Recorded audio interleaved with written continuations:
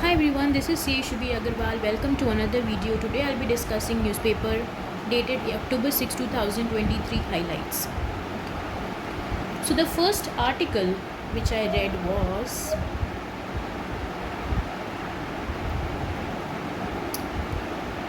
House panel in March suggested eye agency for monitoring glaciers. So this is what I have read.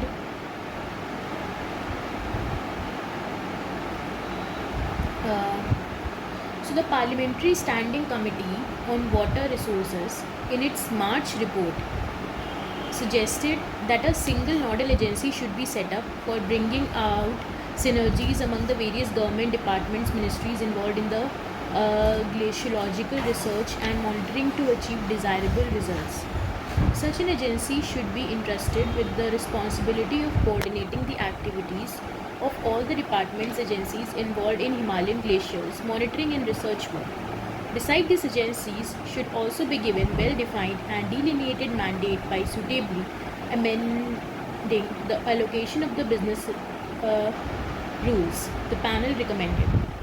It noted the strategic role and importance of glaciers as a vital national resource and called for new strategies to combat challenges posed by climate change and global warming in glacier management.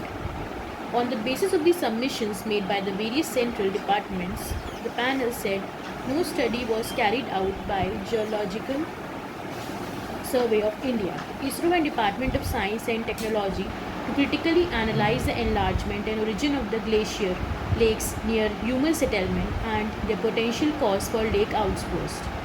The Union Government Ministry hasn't conducted any study or awarded any project on warming of Himalayan glaciers, the committee said. Central Water Commission hasn't issued any advisory to the concerned local government regarding the anticipation of the floods caused by the avalanches, cloudbursts, landslides in the Himalayan, the panel was informed.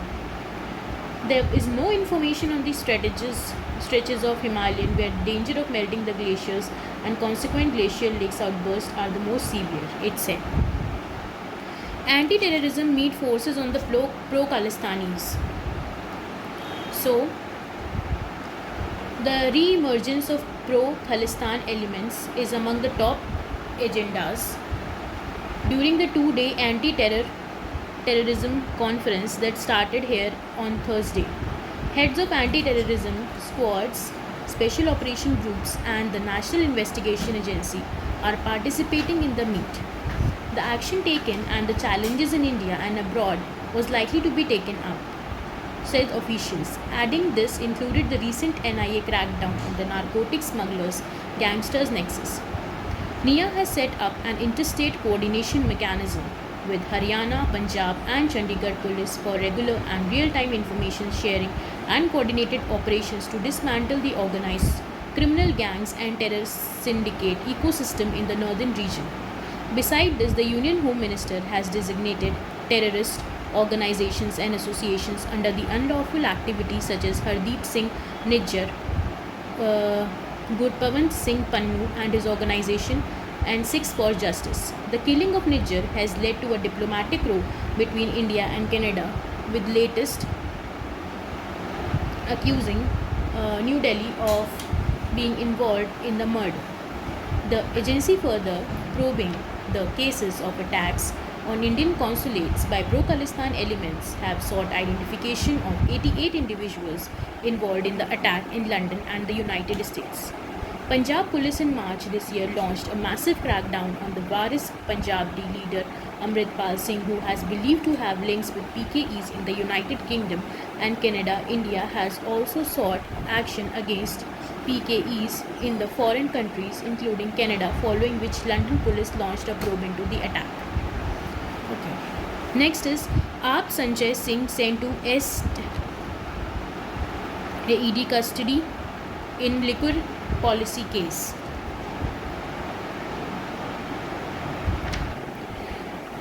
Sent to 5-day ED custody in liquor policy case. So, a local court on Thursday remanded Aam Aadmi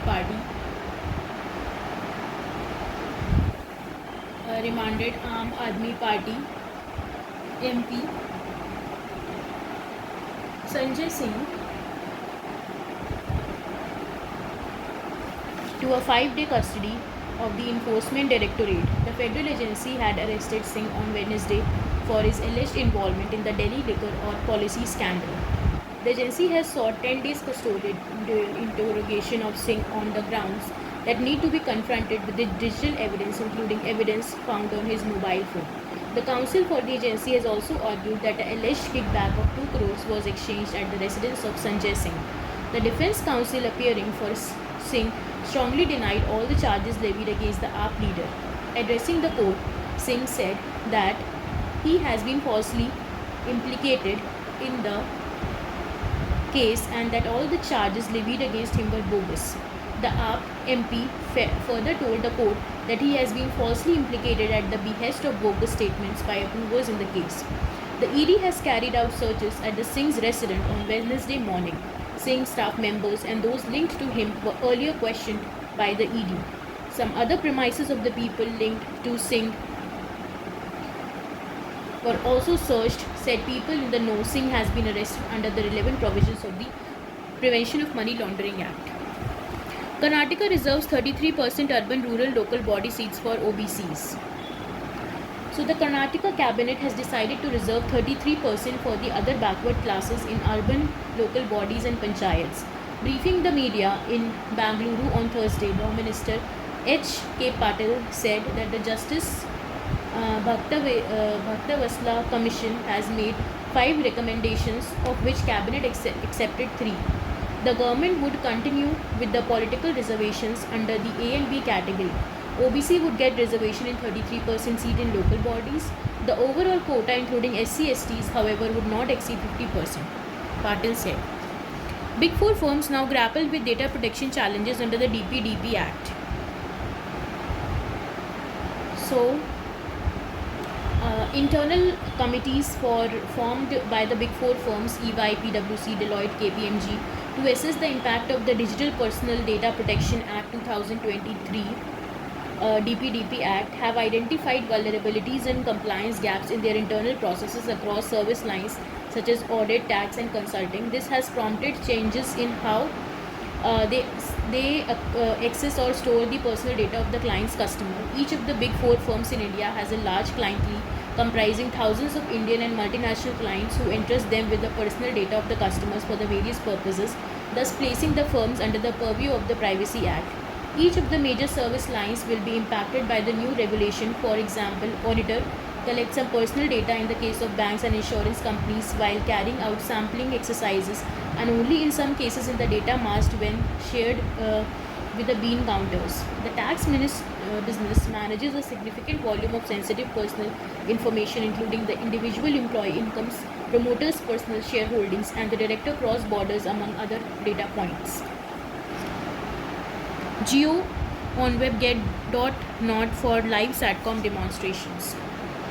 So, satellite communication, commonly called SATCOM services, will soon become a reality in India, starting with the live demonstrations during an upcoming event later this month.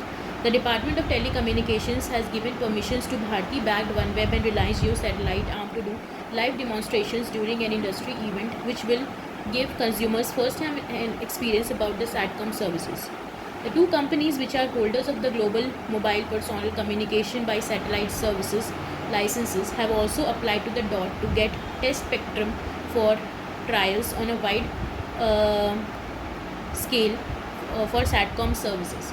The test spectrum is usually granted for a period of 90 days, but the time frame gets extended if required. Queries sent to the OneWeb and Jio satellite communication remain unanswered at the time of going to press. We are analyzing the applications for the test spectrum from Jio satellite and OneWeb, said an official on condition of anonymity. Another official said that the government is likely to give test spectrum to the companies as SATCOM has immense potential and India wants a leadership role in the segment.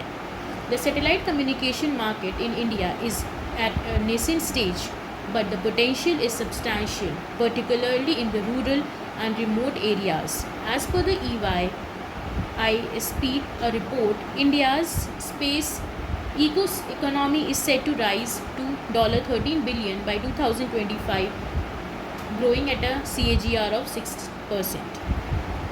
Okay. India's inclusion in JP Morgan bond index may spur inflows of $23 billion. This is the last article which we are going to discuss. So, the Finance Minister Nirmala Sitharaman on Thursday said JP Morgan's decision to include Indian government bonds is a widely tracked emerging market debt index could potentially lead to annual inflows of about $23 billion into the country. JP Morgan will start adding the securities from June 28, 24, and India will have a maximum weight of 10% on the index. The minister said political stability, policy consistency, and decisive reforms brought about by the NDA government have kept the economy in good state and will help the country emerge as the world's third largest economy in a few years. Delivering a speech at Delhi's Shri Ram College of Commerce, the minister said, India has already become the world's fifth largest economy from the 10th largest in 2013-14. But this upward movement wasn't given thing nor a future experience. An irrefutable proposition, she said, suggesting that the economic growth is earned with hard work and not received on the platter. So this was all for today. Thank you so much. We will discuss another video later.